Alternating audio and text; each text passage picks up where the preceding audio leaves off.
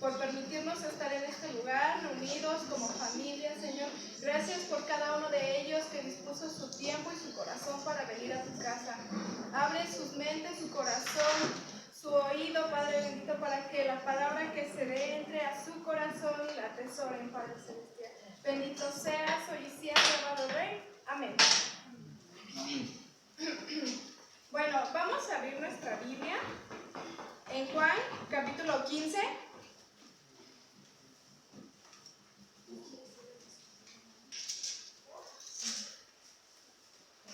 Y vamos a leer el versículo 4 y 5.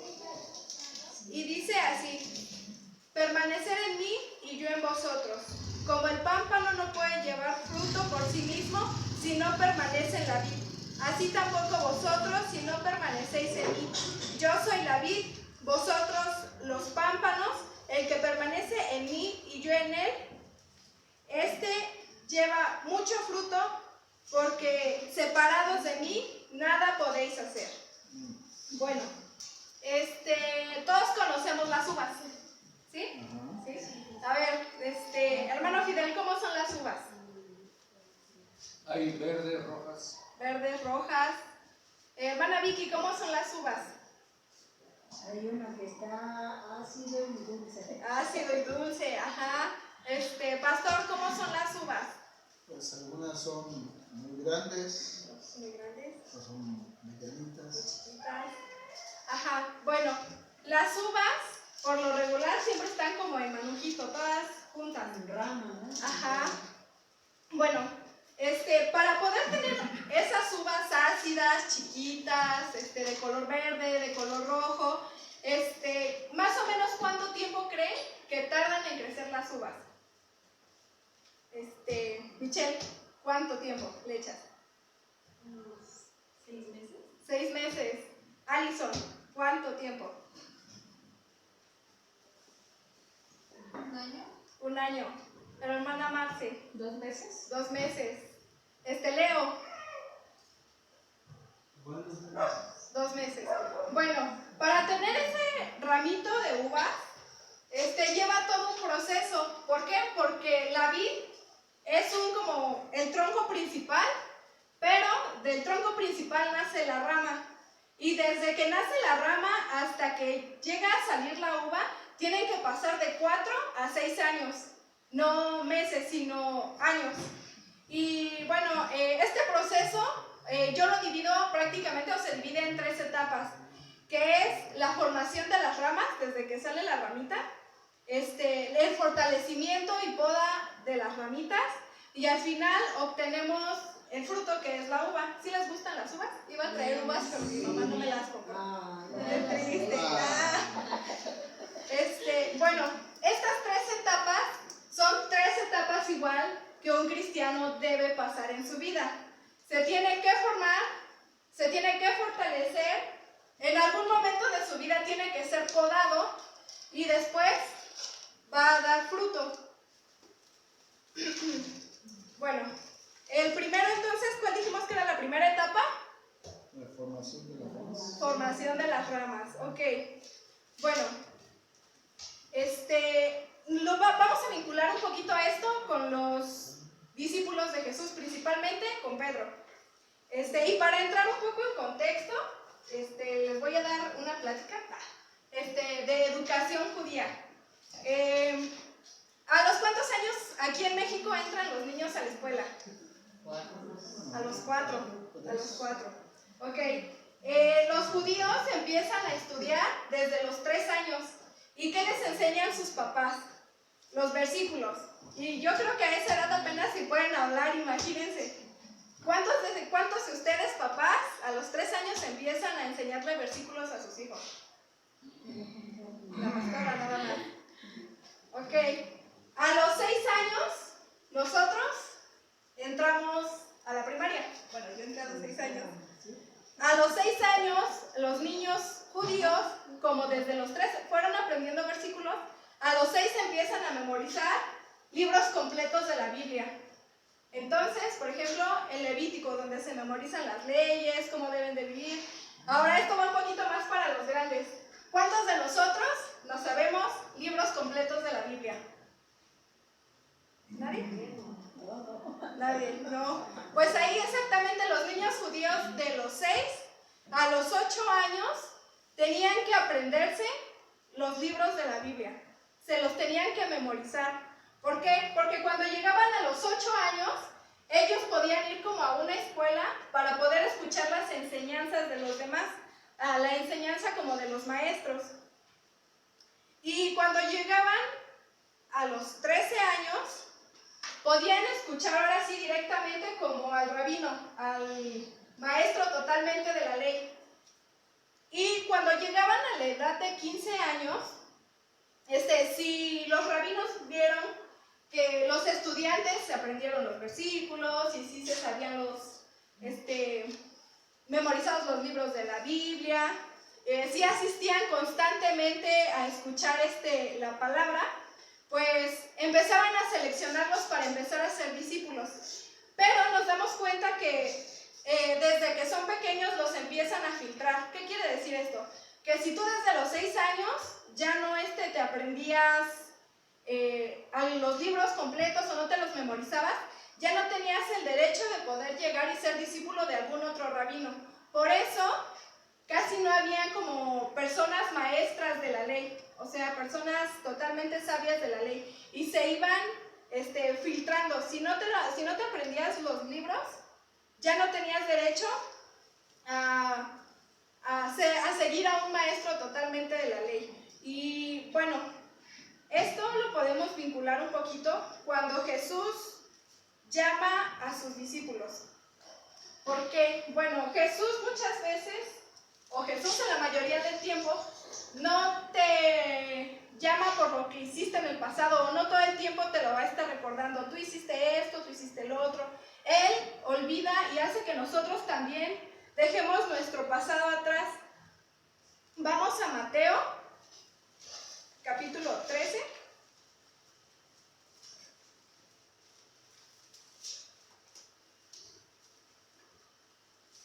Versículo 53. Bueno, aquí dice Jesús en Nazaret. Dice, aconteció que cuando terminó Jesús estas parábolas, se fue de allí y viendo a su tierra, les enseñaba en la sinagoga de ellos, de tal manera que se maravillaban y decía, ¿de dónde tiene esta sabiduría y estos milagros? ¿No es el hijo del carpintero? Bueno, aquí los que ya no continuaban estudiando, los que ya no seguían estudiando, ¿qué hacían? Aprendían el oficio de los padres. Y aquí nos podemos dar cuenta que quizá Jesús no asistió como tal a una escuela, pero él siempre estaba estudiando. ¿Por qué? Porque dice que ellos se maravillaban de tanta sabiduría que él tenía. Pero a pesar de que Jesús era muy, muy, muy, muy sabio, escogió a personas totalmente no cualificadas. ¿Por qué? Porque Pedro, ¿qué era?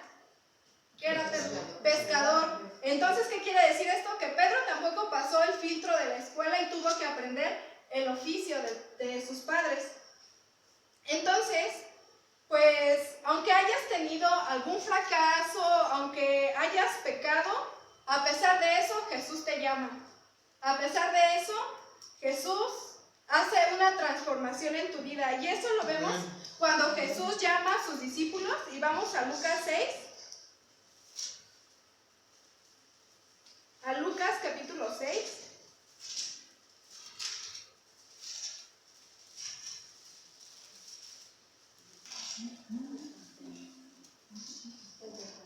Y vamos a leer el versículo 12. Y dice, ¿ya lo tienen? Dice, en aquellos días, él fue al monte a orar, o sea Jesús, y pasó la noche orando a Dios. Y cuando era de día, llamó a sus discípulos y escogió a 12 de ellos, a los cuales también llamó apóstoles. Bueno, aquí empezamos formando las ramas. La vid, ¿quién dijimos que era al principio del texto? Jesús es la vid. Ajá. Jesús empieza a formar las ramas, empieza a llamar a sus discípulos, igual que te llamó a ti y a mí. Al principio, no sé cuántos de aquí ya siendo adultos se convirtieron al cristianismo. Yo creo que la mayoría, ¿no? ¿La mayoría? ¿Sí? Bueno, lo que pasa muchas veces cuando empiezan a ser llamados como que no quieren, al principio no quieren. Y yo les pregunto, ¿por qué no quieren? ¿O por qué no quisieron? ¿Por qué no quiso hermana al principio? ¿Qué no le convencía? Yo creo que el mundo, El mundo.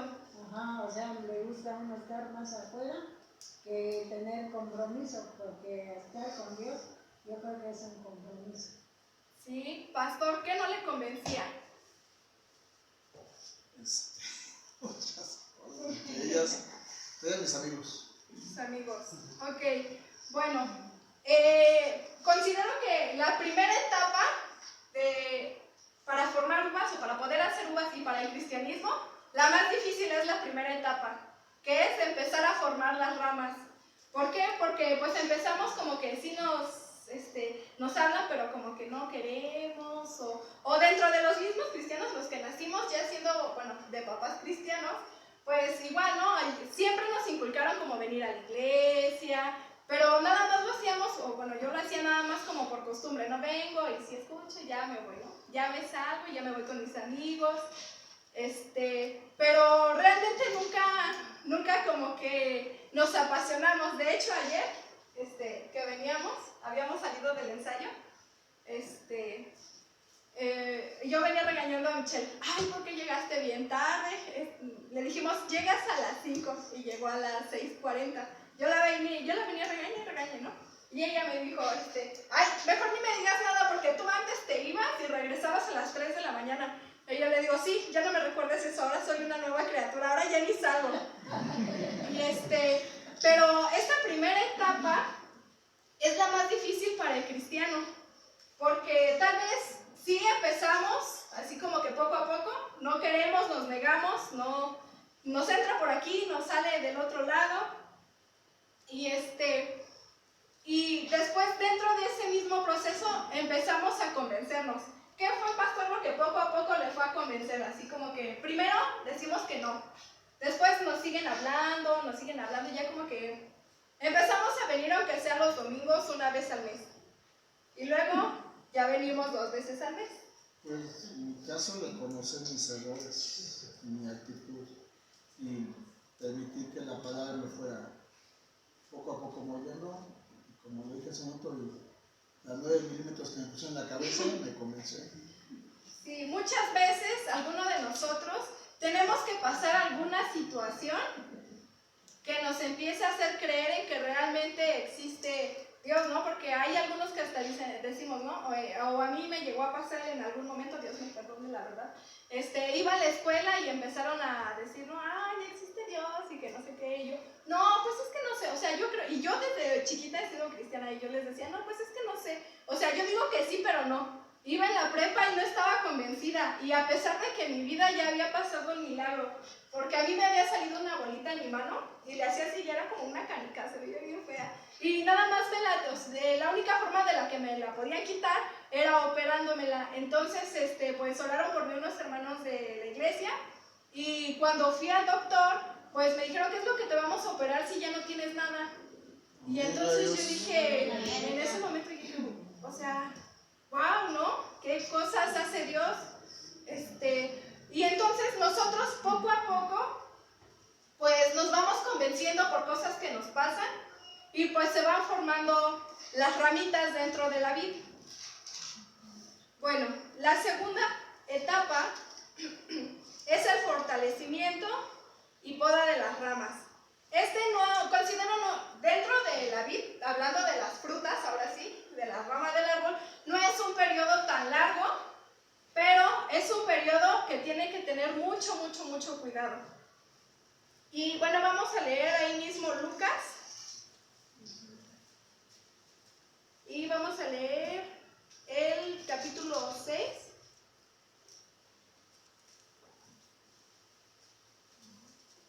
Igual versículo 17 al 19. Y dice, y descendió con ellos y se detuvo en un lugar llano en compañía de sus discípulos y de una gran multitud de gente de toda Judea, de Jerusalén y de la costa de Tiro y de Sidón, que había venido para oírle y para ser sanados de sus enfermedades. Y los que habían sido atormentados de espíritus inmundos eran sanados, y toda la gente procuraba tocarle porque poder salía de él y sanaba a todos. Bueno, en la primera etapa es fortalecimiento de las ramas. Muchas veces aquí, nosotros ya cuando nos convertimos, nada más que nos hacemos cristianos espectadores. Estamos en la silla. Y no porque querramos, sino porque apenas vamos empezando y vamos observando cómo es todo el movimiento aquí adentro, ¿no? Yo me acuerdo que cuando Rogelio apenas venía, todos nos invitaron a un congreso de jóvenes y todos aquí aplaudiendo, bien avivados, ¿no? Y él nada más estaba así, ¿no? Y nada más viendo el reloj a ver a qué hora acababa. Bueno, eso también, no se me ofendan, pero igual aquí, ¿no? Estamos con la canción de, no puedo parar de alabarte, Señor, o no sé, una canción, aquí, y todos así como que nosotros nos tratamos de inspirar aquí, los hermanos. ¿Cuántos están gozosos? Amén. ¿No? O sea, y... ¡ay, qué gozo les dio el Señor, hermanos! De verdad, bien gozosos que están. Y aquí empezamos así como que poco a poco, en el fortalecimiento de las ramas, en el fortalecimiento del cristiano, empieza a ser alimentado, empieza a escuchar la palabra y empieza a entender un poquito, pues, lo que realmente se trata el cristianismo, de no una religión, sino de un estilo de vida. Bueno, ahí mismo en Lucas, vamos a leer el capítulo 9.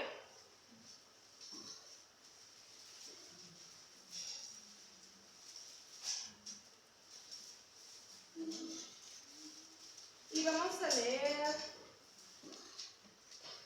el versículo 1 y 2. Y dice, habiendo reunido a sus 12 discípulos, les dio poder y autoridad sobre todos los demonios y para sanar enfermedades, y los envió a predicar el reino de Dios y a sanar los enfermos. Bueno, aquí muchas veces los cristianos se suelen quedar en la parte de fortalecimiento y se estancan ahí. ¿Qué dice la parte que acabamos de leer? Ya que escuchamos, ya que seguimos a Jesús, ya que nos escogió, lo seguimos, nos capacitó, ¿y qué sigue después? Nos da autoridad ¿para qué? Para sanar y para enviar a predicar el evangelio. Y muchas veces nosotros nada más nos quedamos en soy un cristiano de banca y ya, de ahí no paso. Pero creo que nosotros, Dios nos ha escogido y desde que nos escogió tenemos un propósito y tenemos que seguir nosotros adelante, esforzándonos. Yo pues les voy a contar un chisme mío. Todos conocen, o bueno, todos saben, o al menos la mayoría, que allá en Oaxaca mi mamá tiene un terreno. Está grande. Y voy a poner, bueno, me gustaría, si Dios me lo permite, una iglesia ahí. Entonces, tengo un error. Ahí, al principio yo tenía un error porque me acuerdo que cuando yo oraba decía, Señor, manda a alguien que empiece a predicar para que se empiecen a convertir y cuando yo llegue y ponga la iglesia ya vayan y así. Y pues ahorita que estaba así como leyendo, meditando y así, de repente como que estaba orando y me llegó como la palabra de, y entonces tú, ¿para qué te tengo? No vas a tener que ir tú. Adiós. Tienes que preparar el camino tú. Y entonces, pues yo decía, pues sí es cierto, ¿por qué estoy pidiendo que alguien más vaya si yo también puedo ir? Y bueno, si Dios me lo permite, también, otro chisme mío, espero, ayúdenme a orar, voy a ir y voy a empezar en diciembre, yo creo como por el 18, y voy a empezar a predicar ahí, voy a empezar con los niños.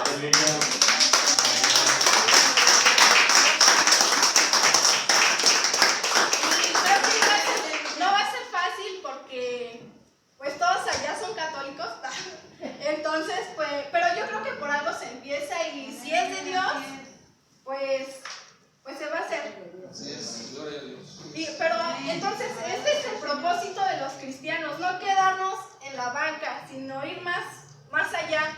Incluso no quedarnos en la iglesia, sino también ir más allá. Porque muchos de nosotros nos quejamos de no, la delincuencia, no, el vecino no cambia, ya me aventó la basura, allá al lado de mi casa hay un terreno baldío, es de mi tía, y enfrente hay un señor que pela nuez, y siempre nos echa la basura de nuez ahí. Ay, no, yo antes un buen de animalitos se metían ahí, yo no, por favor. Y más antes, cuando estaba también el otro terreno más para allá, no, estaba más baldío, había más cáscara de nuez y yo no puede ser. Y habían de esos animalitos así, con cola y dientes que se meten a las casas. Se metieron de esas varias en mi casa y qué miedo. Pero nosotros tenemos que empezar cambiando a nosotros mismos para poder cambiar a otros. Ahora, cuando tenemos fortalecimiento de las ramas, escuchamos la palabra, pero no solo la escuchamos, sino también la ponemos en práctica. Ahora, cuando nosotros ya seamos cristianos de banca o seamos cristianos que ponemos en práctica lo que ya escuchamos, va a venir la poda para todos. Para todos. Así es. Hermano Asael, ¿qué es la poda? Cortar. ¿Cortar qué, hermano Fidel? Las ramas. Las ramas. La poda es un proceso, yo digo que les duele a las plantitas, pero no sé. Empiezan a cortar algunas partes de la rama, no toda la rama, algunas partes de la rama que pueden estorbar el crecimiento o algún pedazo de la ramita que esté dañado y pues que simplemente pues ya nada más está ahí de adorno. Entonces pues lo tienen que cortar.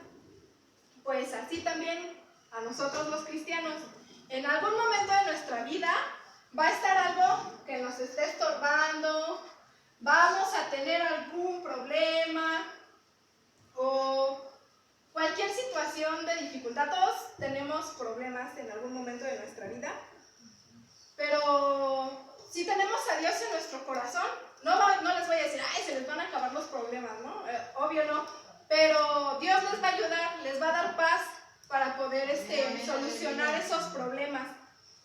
Ahí mismo en Lucas, vamos al capítulo 22, no me va a tardar mucho, hermano.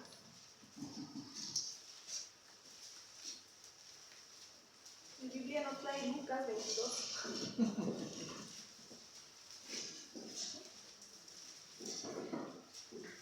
Vamos a leer el versículo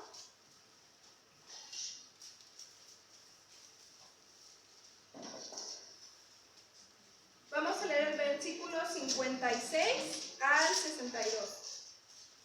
Esta es la parte en la que Pedro niega a Jesús. Entonces dice así, ¿ya todos lo tienen? Digan amén. Y dice, pero una criada al verle sentado al fuego se fijó en él y dijo, también estaba con él. Pero él lo negó diciendo, mujer, no lo conozco. Un poco después, viéndole otro, dijo, tú también eres de ellos. Y Pedro dijo, hombre, no lo soy. Como una hora después, otro afirmaba diciendo, verdaderamente también estaba con él, porque es Galileo. Y Pedro dijo, hombre, no sé lo que dices. Y enseguida, mientras él todavía hablaba, el gallo cantó. Entonces, vuelto el Señor, miró a Pedro y Pedro se acordó de la palabra del Señor que le había dicho, antes de que cante el gallo, me negarás 3 veces. En esta parte, los cristianos cuando somos podados, algunas veces cometemos errores. Nos podan y nos duele. Pero nosotros, a pesar de ello, tenemos que permanecer en Cristo Jesús. Yo creo que la historia hubiera sido muy diferente si cuando Pedro dijo, no, yo no soy de ellos, no lo conozco, y arrepentirse después de lo que dijo, se hubiera ido lejos, no permanecer. Yo creo que la historia de la vida de Pedro hubiera sido, yo creo que el final igual que la de Judas, si no se hubiera arrepentido realmente de todo desde su corazón. Y yo creo que a través de la prueba, a través de la poda, nosotros aprendemos muchas cosas. Llegó un momento de mi vida, también les voy a contar un chisme, muchos chismes míos voy a contar ahora sí, que el pastor dice, ¿no? Yo me veo bien fresa, pero me veo, no soy, ahí me conocen y no soy, pero me cuesta mucho trabajo hablarle a las personas, o sea, si no nos conocemos, sí me cuesta mucho trabajo hablarles. Ya cuando nos conocemos, nada más espérense después del talento y vean cómo me suelto. Muchas personas sí me han dicho, ay, te ves así como que no nos quieres hablar, o como que te crees mucho, o no sé, como que te sientes con mucho dinero. Yo no tengo dinero. Pero es porque me cuesta trabajo hablarle a las personas. Y yo aprendí realmente, trato y aprendo día a día a ser humilde. ¿Por qué? Porque llegó un tiempo en mi vida, en mi casa, cuando recién nos pasamos, que todo el dinero que teníamos, mi mamá lo invertía en la construcción. Entonces, pues fácil como 2 años no estrené zapatos, ni tenis, y luego así se rompía mi tenis y lo mandábamos a coser. O sea, preferíamos gastar 30 pesos para coserlo y ya. Pero a tal grado, hermanos, ahí ustedes dicen, ay, y se anda quejando porque no tiene zapatos. No, en verdad, mi mamá a veces iba a trabajar o así, pero a tal grado, hermanos, que a veces hasta nos faltaban 50 centavos para completar el pasaje. O sea, así, y hubo tiempos, así, me acuerdo mucho de esos tiempos, que se nos acabó nuestro gas también y no teníamos dinero para el gas. Ay, pues había quedado leña de la siembra que le habían puesto al techo, pues mi mamá ahí juntó su lumbre y empezó a hacer el arroz. Un arroz ahumado, sabía puro humo. Pero de esas pruebas, o sea, yo aprendí y entiendo a las personas que luego me dicen, ay, es que no tengo dinero. Yo siento feo, ¿no? También me han visto la cara por eso, porque luego siempre me andan pidiendo prestado y yo les presto. Pero, porque yo sé cómo, o sea, yo sé cómo se vive cuando no tiene dinero, o sea, luego hasta pedíamos así prestado, no, que 5 pesos para completar el pasaje, o 5 pesos porque ya no tengo para el aceite y teníamos que ir a pedir, o luego, a una viejita que tenía una tienda le íbamos a pedir fiado, ¿no? Ay, oiga señora, pues véndame medio de huevo, 1 kilo de frijoles y aceite y ya se los paso después. Y la señora me decía, sí, y ya, pero realmente yo entiendo cómo, porque lo he vivido, cómo las personas a veces cuando no tienen dinero se desesperan. Y yo sí me desesperaba así como que, ay no, ¿qué voy a hacer? Y también mi mamá, ¿no? Ya que pasamos esto, mi mamá me decía, ay no, es que no teníamos dinero y a veces no podía ni dormir. Y yo, ay, no me digas eso. O sea, pero gracias a esa prueba, Dios nunca nos dejó sin comer. De hecho, una vez hicieron una rifa, allá abajo en las torres, y estaban dando plantitas y despensa. Entonces a todos les tocó un boleto y eran un buen de plantas y ya nada más una despensa. Y le digo a mi mamá, pues vente, vamos a ver. Y me dice mi mamá, sí. Y yo le digo, vente, vamos a agarrar uno. Los estaban regalando, creo que era algo de un partido político, la verdad ni me acuerdo. Y ya fuimos a ver, hasta nos dieron de comer ahí. Y ya eran esos tiempos que no teníamos, creo que comíamos nada más arroz ahumado. Puro arroz ahumado, hermanos, en verdad no les miento, Dios es testigo que comíamos puro arroz. Comíamos arroz, cenábamos arroz, puro arroz, o sea, ni huevito, aunque sea, ni frijoles, puro arroz. Y fuimos ahí y ya nos sentamos y ya nos quedamos a comer y nos quedamos a la plática y no bien aburrido, pero pues ahí nos quedamos. Dice mi mamá, pues aunque sea me formo por mi plantita. Y le digo, pues sí, y ya nos empezaron a dar los boletitos. Y ya empiezan a decir, no, tal se ganaron tales plantitas, así, ¿no? Y dice mi mamá, ay, yo no me gané nada. Y dicen, pero ahora vamos a ver quién se va a ganar la despensa. Y en verdad les digo que comíamos puro arroz y que mi mamá se saca la despensa. Y entonces yo dije, pues Dios nos lo deja de comer.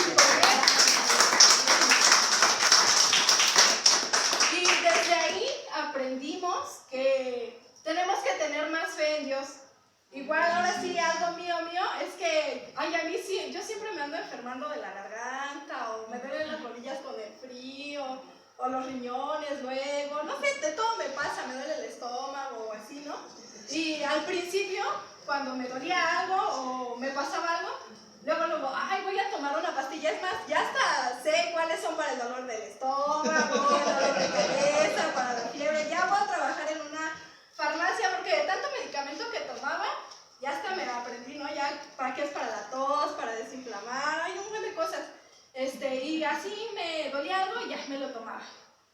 Y ahora, le digo a mi mamá, no, es que ¿sabes qué? Que me siento mal de aquí. Y me dice, pues vamos a orar. Pero gracias a las situaciones que hemos pasado, aprendimos que nuestra confianza tiene que estar en Dios y no en las demás personas o en alguna situación que nosotros consideremos. Pero la poda consiste en eso, en pasar un proceso difícil, pero es un proceso de aprendizaje. Así es. Para que después podamos compartir a los demás. Entonces, el proceso empieza así. La vid ya está y empieza a formar sus ramitas. Empieza a llamar Jesús a sus discípulos. Empieza el fortalecimiento de las ramas, empieza a crecer, se empieza a hacer más gruesa, derecha, o no sé, no me imagino muy bien cómo están las ramitas. Y después empieza la poda. Y al final de la poda empieza a surgir el fruto de la uva. El fruto de la uva empieza de una hojita así. Bueno, es que yo no sé muy bien de plantas, pero mi mamá, por ejemplo, tiene unas plantas que son así como verdes y luego empiezan como a cambiar de color y se ven como rosas y cuando después ya abren son blancas y yo digo, ay, ¿cómo pasa eso? O sea, se ven rosas y luego blancas. Pero lo mismo pasa con la uva, son ramitas verdes y empiezan a formarse así, y ya de repente, pues unas sí se quedan verdes, unas uvas sí se quedan verdes, pero otras son rojas o moradas, no sé qué las son moradas. Pero al final del proceso de que crece la rama, de que se fortalece, de que pasa la poda, pues llega el fruto. Y vamos a Juan, al libro de Juan, capítulo 21.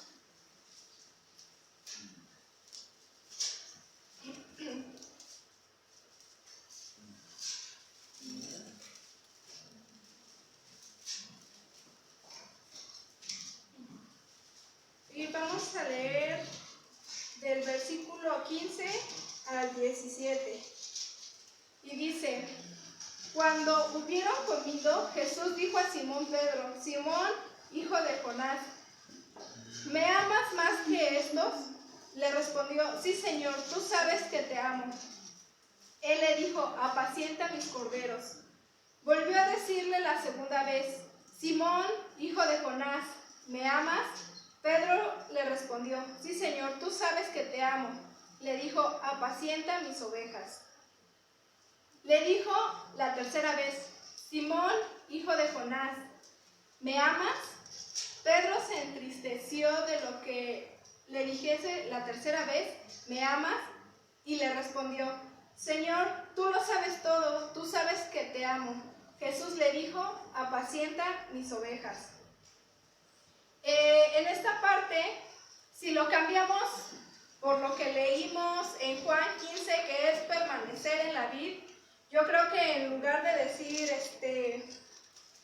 Pedro, ¿me amas? A nosotros nos dirían,